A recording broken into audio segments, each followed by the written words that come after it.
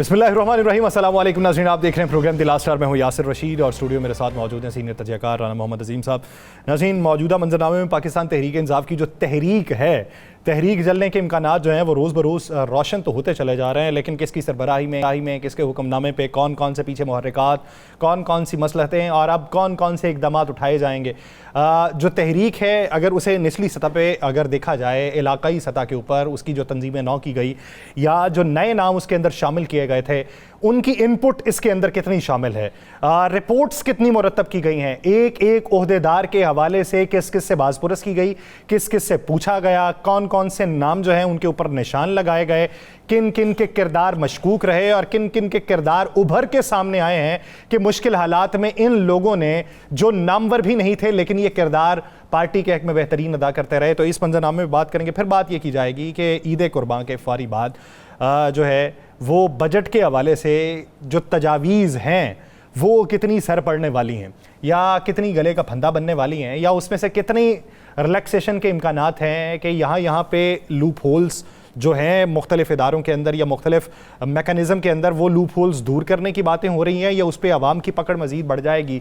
Taxes के नफाज के हवाले से जो मुख्तलिफ तजावीज़ ज़ेर गौर हैं, चाहे वो ATM से पैसे निकलवाने वाली बात हो या फिर पेट्रोल जो है वो नकद ख़रीदने की बातें हों, तो उसके ऊपर जो तजावीज़ हैं उससे आम अवामी पकड़ जो है वो मज़ीद हुकूमत कितना मजबूत करना चाह रही है, इसके बारे में बात करेंगे। और फिर बात ये कि हमारे हमसाया मुल्क में इस वक्त क्या पनप रहा है, क्या साजिशें हो रही हैं और उसके पीछे क्या चीज़ है, और फिर ईद के हवाले से जो इंतज़ाम हैं आखिर में चल के उसके ऊपर भी बात की जाएगी। राना साहब की तरफ बढ़ते हैं। राना साहब, क्या है सर कि अभी पाकिस्तान तहरीक इंसाफ की जो तहरीक है इसके हवाले से बात का आगाज़ अगर यहाँ से करें कि कितने नाम ऐसे हैं जो नामवर थे और अब नामवर नहीं रहेंगे, मशकूक हो चुके हैं, और कितने ऐसे थे जो नामवर नहीं थे और अब मुस्तकबिल करीब में नामवर दिखाई देंगे। बिस्मिल्लाहिर्रहमानिर्रहीम। अस्सलातु वस्सलामु अलैका या सय्यदी या रसूल अल्लाह, अस्सलातु वस्सलामु अलैका या सय्यदी या हबीब अल्लाह, ताजदार ख़त्म नबूवत जिंदाबाद जिंदाबाद। बात यह है कि अक्सर आप भी जानबूझ के ना कुछ सोच के आते हैं। अच्छा, कि कोई ऐसी तेज़ सी शुल्ली छोड़नी है कि जिसमें राना अज़ीम को फंसाने की कोशिश की। लेकिन राना साहब आप भी तो कोई हाथ से जाने नहीं देते ना। ठीक है, कोई बात नहीं, चले मिस तो नहीं ना होती आपसे। नहीं। बात यह है कि एक बात ज़हन में रख लें, एक बात ज़हन नशीन कर लें, ना कोई ज़ीरो है ना कोई हीरो। अच्छा, आज के दिन तक आपको मैं खबर बरी दे रहा हूँ, आज के दिन तक ना कोई ज़ीरो है ना कोई हीरो। अच्छा, ईद के बाद तक, तहरीक चलने के बाद, तहरीक चलने के बाद ज़ीरो हीरो, इसका फैसला होगा। अब आप पूछें क्यों? यानी उसके नताइज के ऊपर मौका दिया गया, मौका दिया गया। अच्छा। एक हदायतनामा जारी किया गया, ये ऑफ द रिकॉर्ड है जो उनकी तरफ से है, लेकिन पहुंच जाता है ना। हदायतनामा जारी किया गया कि फ़िलहाल आज से पहले क्या हुआ क्या नहीं हुआ, 8 फरवरी के इलेक्शन में किसी ने लिख के दिया नहीं दिया, लेकिन अगर किसी ने लिख के भी दिया तो वो आज के दिन तक मुश्किल तरीन हालात में पार्टी के साथ खड़ा रहा। मुश्किल तरीन हालात में छापे, गिरफ्तारियाँ, डेरे गिरा देने, फला फला फला, उसके बावजूद वो खड़ा रहा। तो क्यों ना अब उसे मौका दिया जाए। आज जो इमरान खान ने कहा है कि जनाब अगर मैं जेल काट सकता हूं तो आप क्यों नहीं काट सकते? आप अगर अपने वोट की हिफाजत के लिए नहीं निकल सकते तो फिर आपके वोट की हिफाजत के लिए कौन निकलेगा? अगर आप एक नज़रिए के तहत आवाम का वोट लेकर आए हैं और साथ एक फ़िक्र बड़ा मज़ेदार बनी बनाई मिली है, पक्की पकाई मिली है, तो इस पक्की पकाई को जो मिली है इसको हलाल करना चाहिए। असल इम्तिहान जो है वो शुरू होना है कल सुबह के बाद। अच्छा, कल 5 तारीख है, 2 केस है, तोशाखाना भी कल है और इस्लामाबाद हाई कोर्ट में बेल भी कल है। कुछ लोग कहते हैं कि बेल की डेट पड़ जाएगी, मेरा भी अंदाजा है। कुछ लोग कहते हैं कल फैसला महफूज हो जाएगा, और महफूज फैसला महफूज है या गैर महफूज है महफूज है, ये कितनी मुद्दत तक के लिए महफूज है?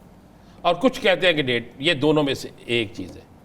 रिजेक्ट वाले अभी लोग नहीं है, क्योंकि उस केस में जब सलमान सफदर या सलमान अकरम राजा या अब्दुल लतीफ़ खोसा कोई एक दलाइल देंगे ना, तो वो मेरे जैसा या आप जैसा भी बैठा होगा ना, तो वो समझ जाएगा बात क्या है। क्योंकि इसके पैसे तो मान लिए इन्होंने कि दानिश स्कूल में जा रहे हैं, पैसे तो मौजूद है, ठीक है, जगह भी मौजूद है, और जगह भी सरकार के नाम ही चले गई ना, किसी शख्सियत के नाम नहीं है। ट्रस्ट जो होता है वो सरकार के पास चला जाता है ना, तो इसलिए ये बनता नहीं है अगर कानूनी नुक्ते नज़र से देखा जाए।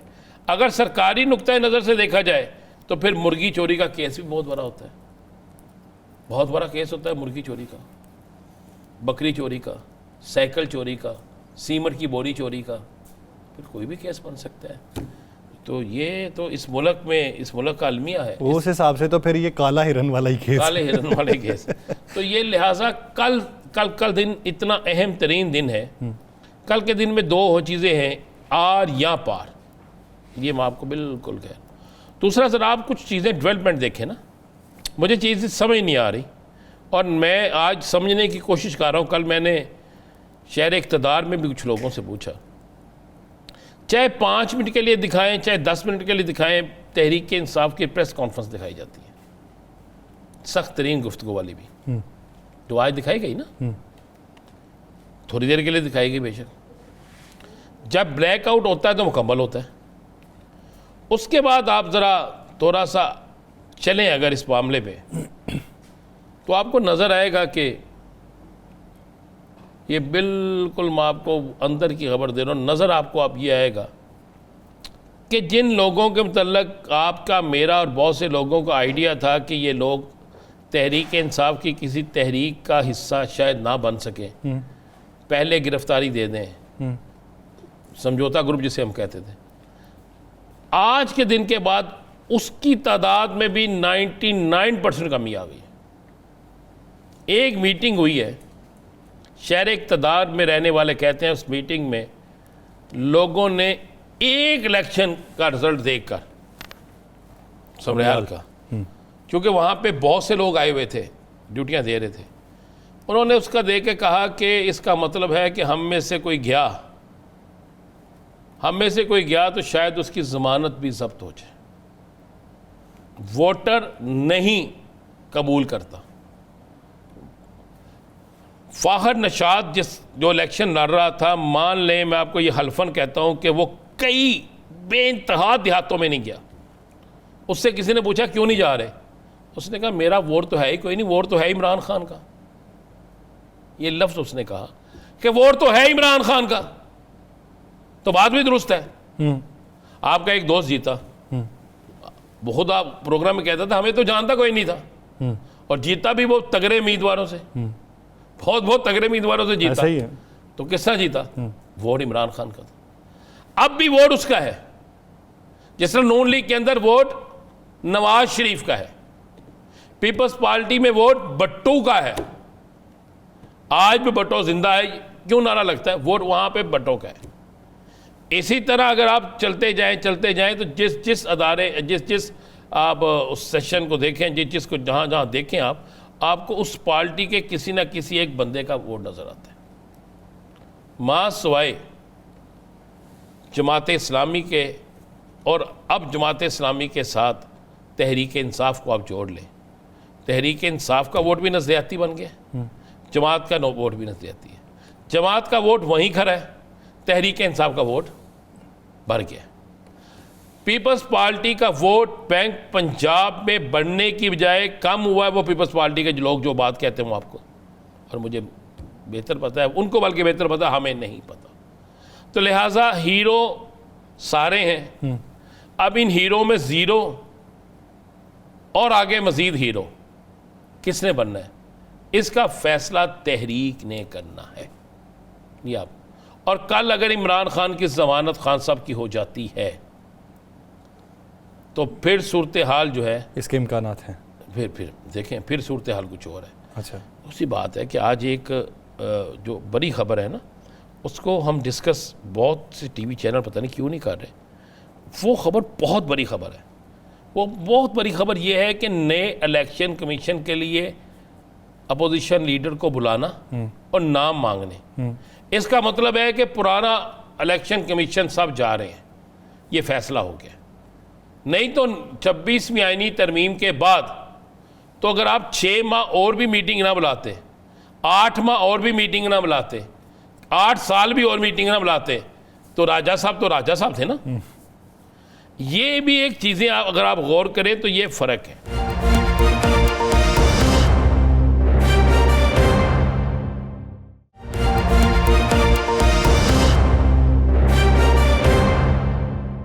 ब्रेक के बाद खुशामदीद नाज़रीन, मौजूदा सियासी मंजरनामे में बात करते हैं। एक तरफ बजट जो है वो भी करीब तर है, ईद के दिन भी करीब तर हैं, और इसी बीच में पाकिस्तान तहरीक इंसाफ की कोशिशें वो भी देखने लायक हैं कि तहरीक के हवाले से क्या रहेंगी।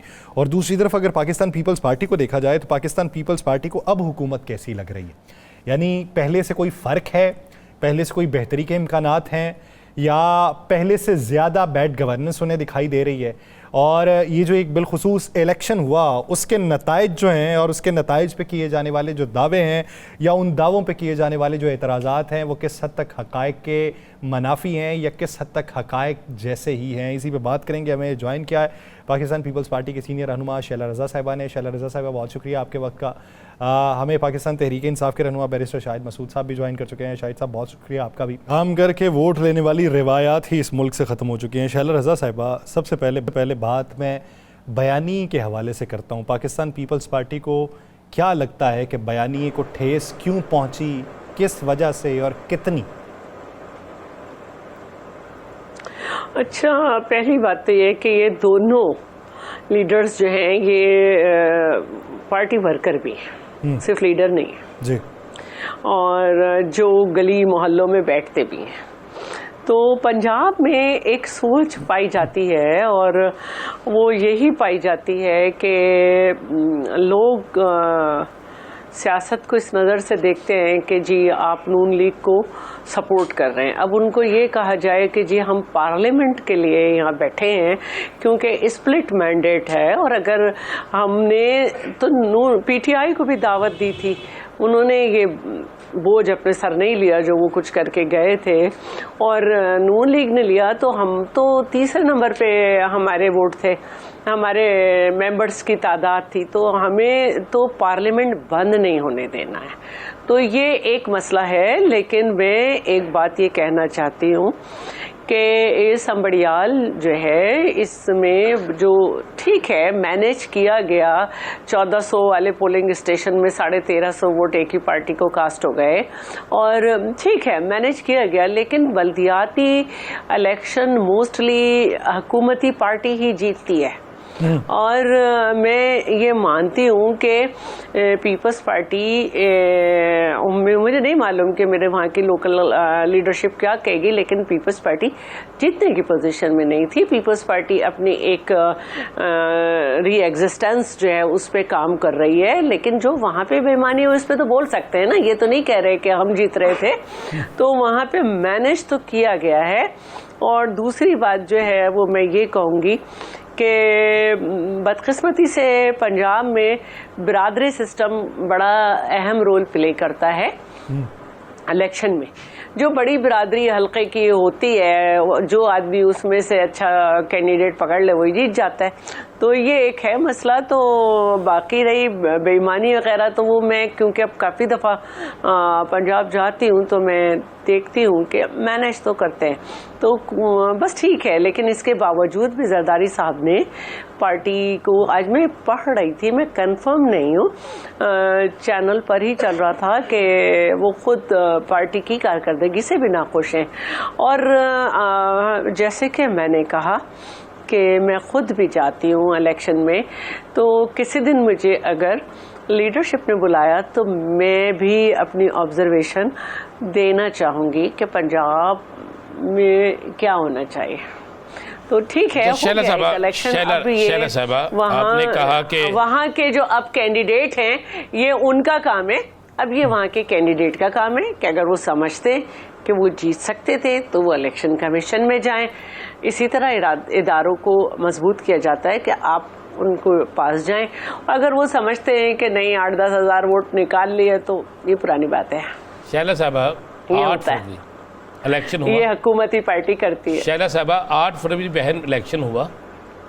8 फरवरी के इलेक्शन के बाद सैकड़ों दरखास्तें ट्रिब्यूनल में पड़ी हैं, सैकड़ों, 1-2 नहीं, दर्जनों नहीं, और आज तक उस पर 1 से 2 के अलावा तरीक़ों पे समाअत ही नहीं हो सकी। तो किस उम्मीद पर कोई जाएगा इलेक्शन ट्रिब्यूनल में या इलेक्शन कमीशन के पास?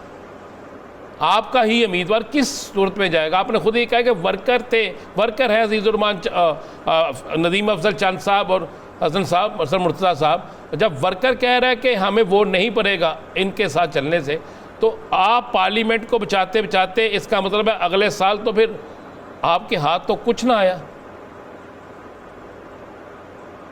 मैं इसका जवाब देना चाहती हूँ। देखिए, यही सूरत हाल थी जब ज़िमनी इलेक्शन हुआ। NA 127 उस वक्त NA 133 थी और मैं लाहौर गई और मैंने कहा कि मुझे लीडरशिप बुलाए तो मैं बहुत सारी बात करूँगी। मैं डोर टू डोर गई, मैंने मुख्तलिफ तरीक़े से नॉक किया। मेरे जाने के बाद 13 साल बाद एक जलसा हुआ 150 लोगों का, जिसको मैं कहती हूँ कि हाउस मीटिंग कह दें, जो भी कह दें, वो हुई। और उसके बाद हमने जॉइंटली वर्क किया। हम वो सीट निकाल सकते थे, लेकिन मैं फिर वही कहूँगी कि इंटरनल कुछ मैटर्स हैं जिसमें मुझे पार्टी क़यादत से बात करनी चाहिए, और वो सीट हम 5,500 से हम 32,313 वोट लिए हमने। लेकिन वही सीट जब चेयरमैन बिलावल के लिए आई तो उसमें 5 PP की सीटें लगती थीं, जिसमें से हर सीट किसी और NA पे भी लग रही थी। बट मैं ये ज़रूर कहूँगी कि सिलेक्शन ऑफ कैंडिडेट जो था at PP level, provincial Punjab की जो सीट है उस लेवल पे बिल्कुल सही नहीं था, सिवाय दो कैंडिडेट के, तो 3 कैंडिडेट के, आई एम सॉरी, लेकिन एक कैंडिडेट जो थर्ड वन था, जिसके 2 से ज़रा ज़्यादा इधर वोट थे इस NA पे, उसने भी अच्छा लड़ा। तो मैं ये कहना चाहती हूँ कि सिर्फ कैंडिडेट ही अच्छा नहीं होता है, पार्टी लेवल का कोऑर्डिनेशन जो है वो उसमें हम लैक कर रहे हैं। और बहुत सारी बातें ऐसी हैं जो मैं समझती हूँ कि मुझे इस प्लेटफॉर्म पे नहीं करनी चाहिए, लेकिन पार्टी डोर टू डोर जाए, लोकल लीडरशिप, मैं समझती हूँ कि लोकल लीडरशिप को इंटैक्ट रहना चाहिए, अपने लोगों से मिलना चाहिए, मरना जीना करना चाहिए, इससे काफी फर्क पड़ता है। नहीं, इसमें मुझे डॉक्टर साहब, ब्रिस्टर साहब तो आप हम मौजूद थे। 60% लोग कर लेंगे। और रही एक बात मैं ये जरूर कहूंगी, हम नून लीग के सामने लड़े थे, और मैं एक बात जरूर कहूंगी कि देखिए, मुल्क से बड़ी कोई चीज नहीं होती है, अच्छी बात। और पार्लियामेंट्री सिस्टम के लिए पाकिस्तान पीपल्स पार्टी ने जान दी है, कोड़े खाए हैं। आज नहीं तो लोगों को कल हमारी बात समझ आएगी और लोग समझेंगे कि हमने 1.5 इंच की मस्जिद खड़ी करने के लिए पाकिस्तान के डेमोक्रेटिक सिस्टम को कोलैप्स नहीं किया। चलिए, आपसे हमारी जद्दोजहद ब्रिस्टर साहब से पूछ लेते हैं, शैला बहना, ब्रिस्टर साहब से पूछ लेते हैं।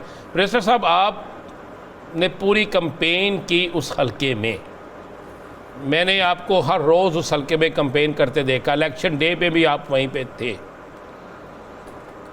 आप नदीम अफजल चंद साहब की बात से कितने % इत्तेफाक करते हैं, एक तो ये बता दें, और दूसरा वहाँ पे इलेक्शन में टर्न आउट क्या रहा था ये बता दें। इलेक्शन जेन्युइन बताइएगा, आज सियासत से हट के बताइएगा, हुआ क्या और जीता कौन, हारा कौन?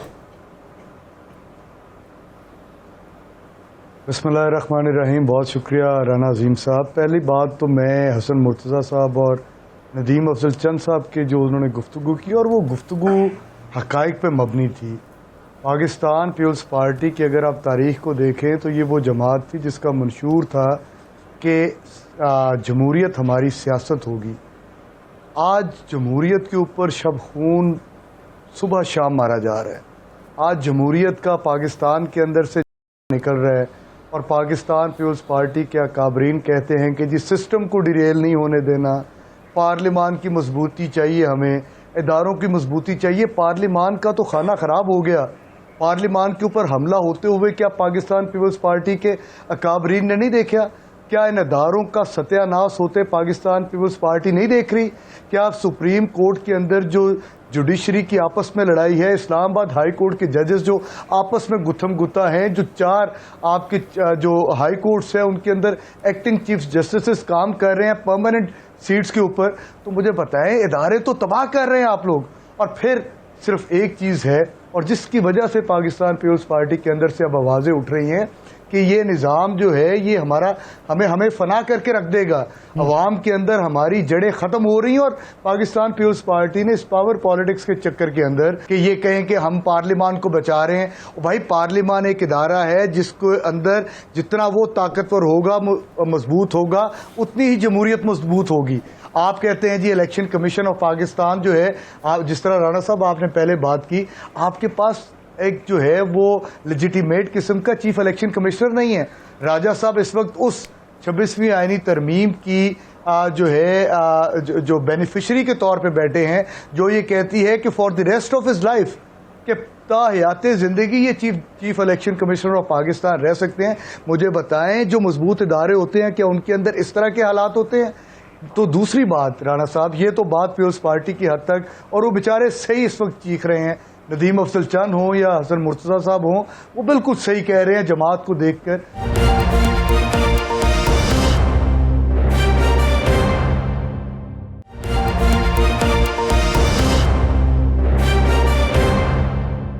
और दूसरी बात जो समड़ियाल इलेक्शन की है राणा साहब, मैंने वो इलेक्शन कैंपेन खुद चलाई है, मैं दिन रात वहाँ पे रहा हूँ।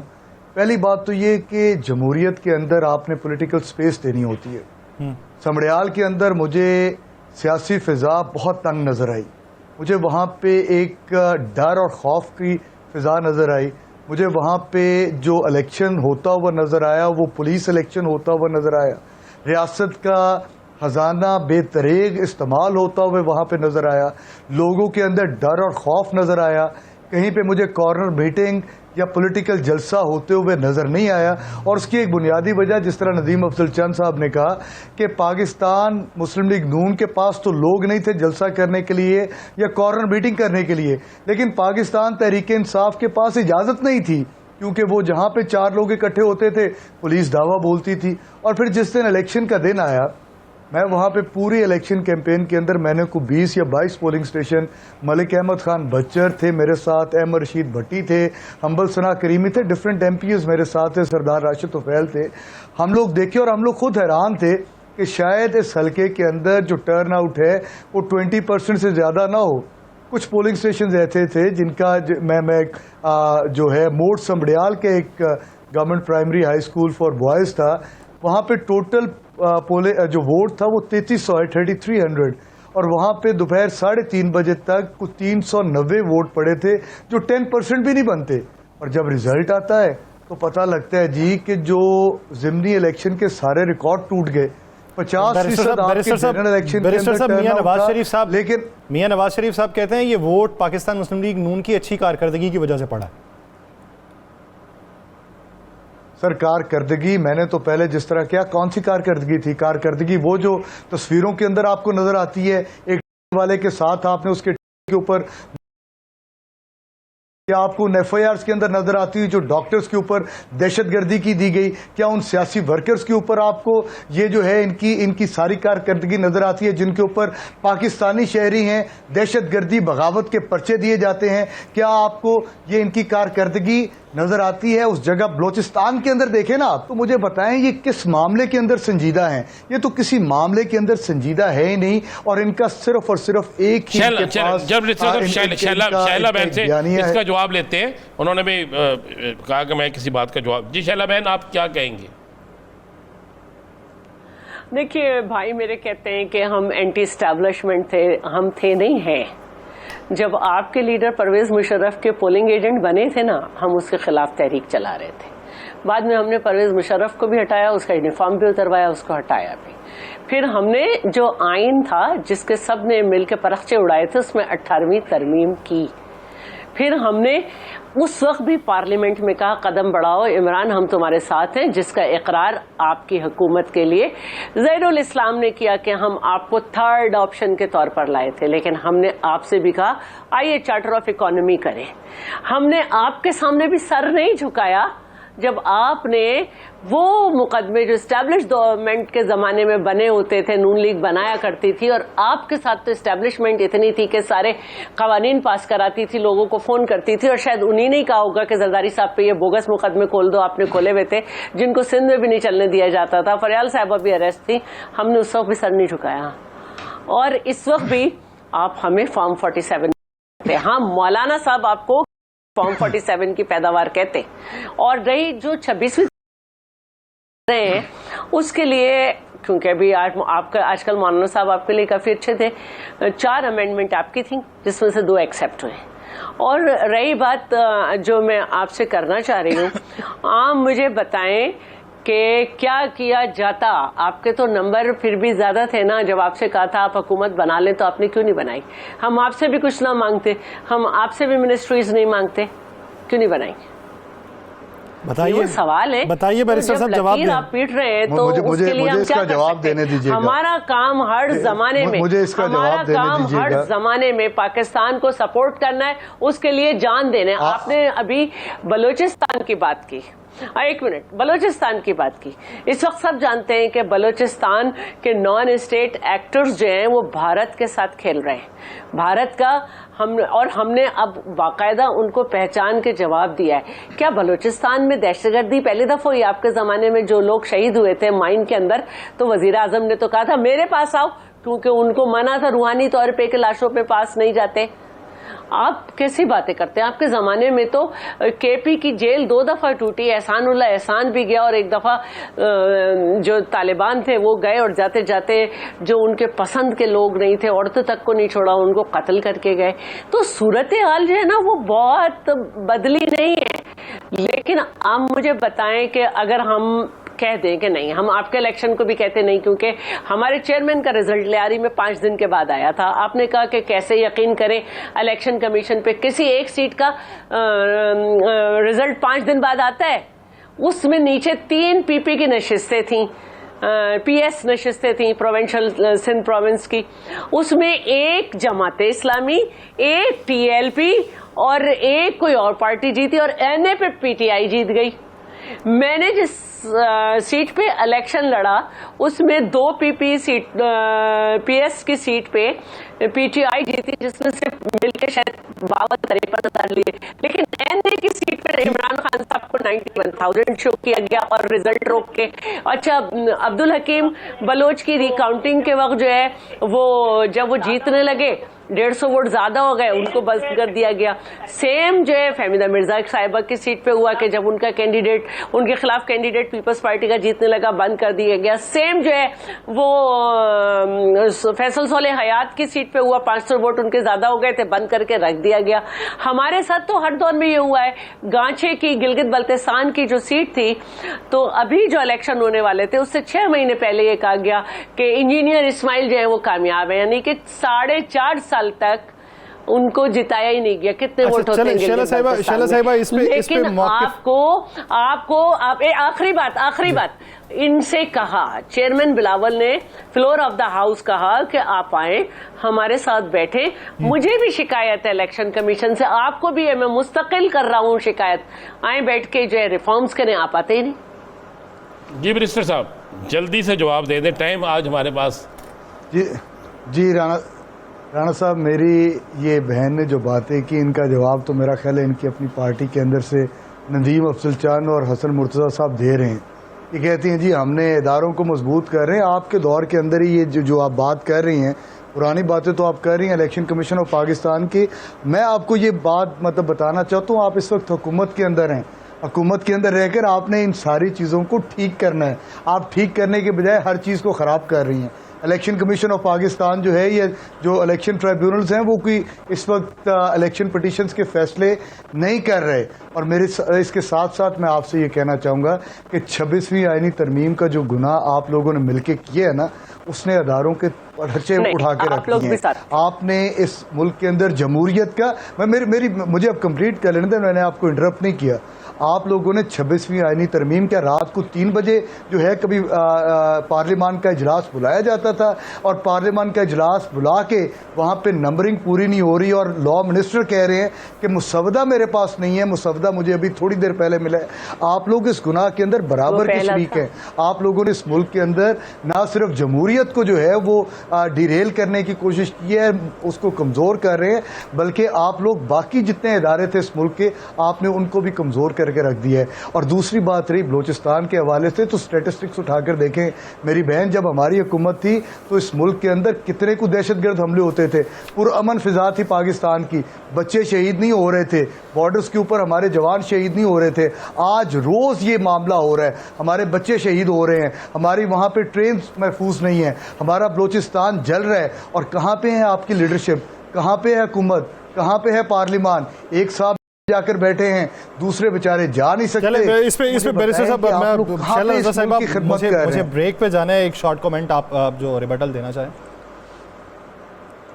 मैं ये कहना चाहूंगी कि ये तीसरा टर्न है केपी में, सबसे ज्यादा दहशतगर्दी वहां भी हो रही है। और मैं ये कहना चाहूंगी 26वीं आईनी तरमीम में आप पूरे शरीक थे, वरना आज मौलाना के साथ आपको खुशामद न करनी पड़ती और वो आप मिलकर तहरीक चलाते। आप पूरे उसमें शरीक थे।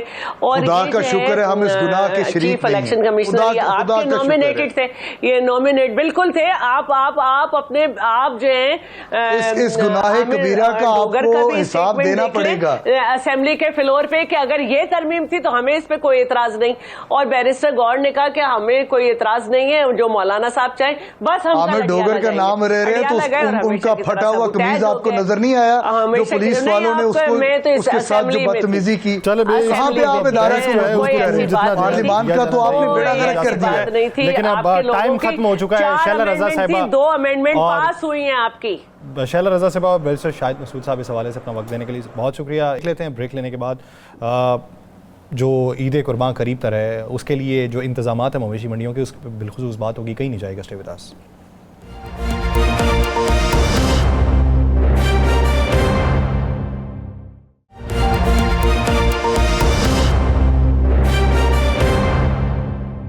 ब्रेक के बाद खुशामदीद नाज़रीन। मौजूदा सूरत हाल में अगर देखा जाए तो एक साफ़ सुथरा पंजाब जो प्रोजेक्ट है हुकूमत पंजाब का, जो पंजाब के तूल वर्ज़ तक फैला हुआ है, मुख्तलिफ़ देहातों तक गया, बहुत से मॉडल विलेजेस बनाए गए या बहुत से इंतज़ामात किए गए।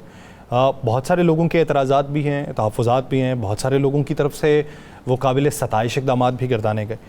अब जब ईद कुर्बान है, ईद कुर्बान के मौके के ऊपर एक आगही मुहिम जो है वो बिलखुसूस चलाई जाती है अक्सर औक़ात में, और कभी उससे सरफ़ नज़र कर लिया जाता है कि किस तरीके से जो उसकी आलाइशें हैं जानवर ज़बह करने के बाद, उनको किस तरीके से समेटा जाए, किस तरीके से बदबू फैलने से रोका जाए, किस तरीके से ताफ़ुन से बचा जाए। तो इस ज़मन के अंदर लाहौर वेस्ट मैनेजमेंट कंपनी, जिसका दायरा कार सिर्फ लाहौर तक महदूद नहीं बल्कि उसके गिरदो नवा तक भी है, और पंजाब के तकरीबन, अगर मैं मुबालगा आराई से काम नहीं ले रहा, तो आधे हिस्से तक तो जो है इनकी शाखें तो फैली हुई हैं या इनकी नज़र तो वाज़े तौर पे होती है। तो इनकी इस वक्त मनसूबा बंदी क्या है, इसी बारे में बात करेंगे। हमें ज्वाइन किया है chief executive officer Lahore waste management authority Babar sahab Deen साहब ने। बाबर साहब बहुत शुक्रिया आपके वक्त का। बाबर साहब, अगर बात की जाए अब की बार की तैयारियों के हवाले से, तो क्या अवेयरनेस कैंपेन कोई आपने पहले से चलाई? आपके इदारे के बारे में तो बाद में आऊँगा, लेकिन अवामुन नास के लिए कोई अवेयरनेस कैंपेन चलाई गई है कि किस तरीके से ये जो कचरा है या आलाइशें हैं उनको कम से कम सतह तक महदूद रखा जाए? जी बिस्मिल्लाहिर्रहमानिर्रहीम, थैंक यू।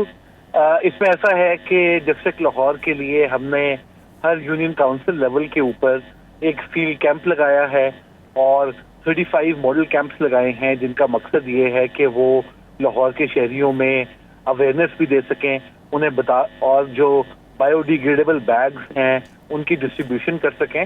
और इसी तरीके से जो फील्ड कैंप्स हैं वहाँ के लोकल रिहायशी, अगर उन्हें किसी किस्म की कोई प्रॉब्लम हो तो वो अपनी शिकायत जो है वहाँ पे दर्ज करा सकें और उसका अजाला भी किया जा सके। तो इन सारे कैंप्स में हमारी टीम्स मौजूद होती हैं जो बैग डिस्ट्रीब्यूशन का भी काम करती हैं और इसके साथ साथ इलाके के अंदर अवेयरनेस भी देती हैं। अच्छा बाबर साहब, पिछला मैच तो आपने जीत लिया, साफ सुथरा पंजाब का मैच भी आपने जीता। पिछली ईद उल अज़हा पे मुझे याद है मैं और यासर ही थे, तो हमें नज़र आया कि वाकई लाहौर से साइकें, लाहौर से सफाई के इंतज़ामात, लाहौर में दिन रात आपकी टीमें सड़कों पर सफाई कर रही थी, पानी का छिड़काव कर रही थी, हालांकि गर्मी रिकॉर्ड थी। इस दफ़ा भी मैच जीतेंगे ये ला? जी, आपका बड़ा अच्छा सवाल है। इस दफ़ा चैलेंज जो है हमारे लिए ये है कि हम लाहौर डिस्ट्रिक्ट से बढ़ के एक्सपेंड होके हमारी जुरिसडिक्शन कसूर, उसके साथ साथ शेखुपुरा और ननकाना साहब भी आ गई है। और इंटरेस्टिंगली पूरे पंजाब के अंदर जो सेटअप, जो सर्विसेज LWMC लाहौर में प्रोवाइड कर रहा है, वो सर्विसेज सुथरा पंजाब प्रोग्राम के तहत अब बाकी डिस्ट्रिक्ट के अंदर भी प्रोवाइड होने लग गई हैं। तो ऑफ कोर्स इस दफ़ा ओवरऑल पंजाब में हमें जो लेवल ऑफ सर्विस है वो बहुत बेहतर नजर आएगा। तो हमारा, अगर हम पिछली दफ़ा बेस्ट सर्विसेज थी, तो इस दफ़ा शायद हमारा भी उन सबसे एक बेहतर कंपटीशन होगा। पर आई वांट टू टेल कि जो तैयारी है जिस तरह हम लाहौर की करते हैं उसी तरीके से कसूर, ननकाना के अंदर और शेखुपुरा के अंदर भी हुई है। और ना सिर्फ ये कि अवेयरनेस कैंप्स जो हैं वो लग रहे हैं, बल्कि additional machinery, additional HR resources जो हमने हायर करने थे वो तमाम काम भी कंप्लीट हो चुके हैं। और एक एनवायरमेंटल फ्रेंडली वे में पहली दफ़ा हुकूमत जो है वो लोगों के घरों तक जाएगी, अलाइशों को डोर टू डोर कलेक्ट किया जाएगा और उसके बाद उनका सेफ डिस्पोजल होगा। अच्छा बाबर साहब, ये बताइए कि क्या इस सब में मुकम्मल तौर पे सरकारी मशीनरी का इस्तेमाल है, सरकारी अमले का इस्तेमाल है, या फिर एडहॉकिज्म की बुनियाद पे आप मशीनरी जो है वो बारो कर रहे हैं या अमले को बुलाया जा रहा है? जी, जहाँ तक डिस्ट्रिक्ट लाहौर की बात है वहाँ पे मशीनरी जो है वो लाहौर LWMC की अपनी ओन्ड है। लेकिन ईद पे चूंकि जो टनेज है, अगर हम नॉर्मल बेसिस पे 5000 टन उठाते हैं तो ईद पे ये टनेज 3 दिनों में 60,000 टन तक चली जाती है। तो इसके लिए एडिशनल एक्सकवेटर्स, डंपर्स जो हैं वो लिए जाते हैं ताकि ये पूरा जो ऑपरेशन है, स्पेशल लाहौर में 104 कलेक्शन पॉइंट्स बनेंगे जिसके थ्रू इन अलाइशों को ट्रांसपोर्ट किया जाएगा। लाहौर शहर से बाहर, क्योंकि अब ये पब्लिक प्राइवेट पार्टनरशिप और आउटसोर्सिंग बेस्ड मॉडल है, वहाँ पे जो कॉन्ट्रैक्टर्स हैं उन कॉन्ट्रैक्टर्स की एग्जिस्टिंग मशीनरी को एक्सपेंड किया गया है 3 दिनों के लिए, ताकि ये सर्विस जो है वो प्रोवाइड की जा सके और लोगों को एक साफ सुथरा माहौल दिया जा सके। चूँकि वज़ीर आला पंजाब मरियम नवाज शरीफ साहिबा जो हैं वो खुद विज़िट करती हैं और वज़ीर आला उसी पे इतबार करती है जो काम कर रहा हो। यहाँ पे इस मामले पे तो हम उन्हें अप्रिशिएट करते हैं। तो आप इतने अरसे से काम कर रहे हैं, तो इस हवाले से वज़ीर आला साहिबा के साथ कोई मीटिंग हुई, कोई नया प्लान तैयार हुआ? जी बिल्कुल, CM साहिबा का जो प्रोजेक्ट है सुथरा पंजाब, ये तमाम जो हम इस वक्त SOPs बना रहे हैं और जो तमाम काम हो रहा है लाहौर शहर में, ये उनके विजन के मुताबिक और उनकी डायरेक्शंस के मुताबिक ही हो रहा है। और उन्होंने मल्टीपल मीटिंग्स इस सिलसिले में ली हैं। सारी गवर्नमेंट मशीनरी ने मल्टीपल मीटिंग इसके ऊपर हो चुकी हैं कि इस चूंकि एक बहुत बड़ा ऑपरेशन होता है कि किस तरीके से इंश्योर किया जाएगा कि अलाइशे जो हैं वो कलेक्ट हों, वो पार्क्स के अंदर, नहरों के अंदर, गली मोहल्लों के अंदर ना फैली हों। तो इंशाल्लाह ये जिस सुथरा पंजाब जो CM साहिबा का विजन है उसके मुताबिक इसकी इम्प्लीमेंटेशन ना सिर्फ डिस्ट्रिक्ट लाहौर में होगी बल्कि लाहौर डिवीजन और बाकी जगहों के अंदर भी होगी। एक आखिरी सवाल बाबर साहब, ये जो मवेशी मंडियाँ हैं, क्या इसकी सफाई सुथराई के लिए जो SOPs हैं वो आप लोगों की तरफ से जारी किए गए उनको, या उनके SOPs अलग से हैं और उस पर अमल दरामद उनका अपना ही काम? देखिए, 2 किस्म की मवेशी मंडियां होती हैं। एक मवेशी मंडियां वो हैं जो कि no profit no loss basis के ऊपर लगती हैं। वहाँ पे हुकूमती इदारे जो हैं वो सारे काम कर रहे हैं। वहाँ पे LWMC भी, और जहाँ पे भी वो मंडी लगी हुई है उससे रिलेटेड जो वेस्ट मैनेजमेंट कंपनी है वो ये सर्विसेज प्रोवाइड कर रही है।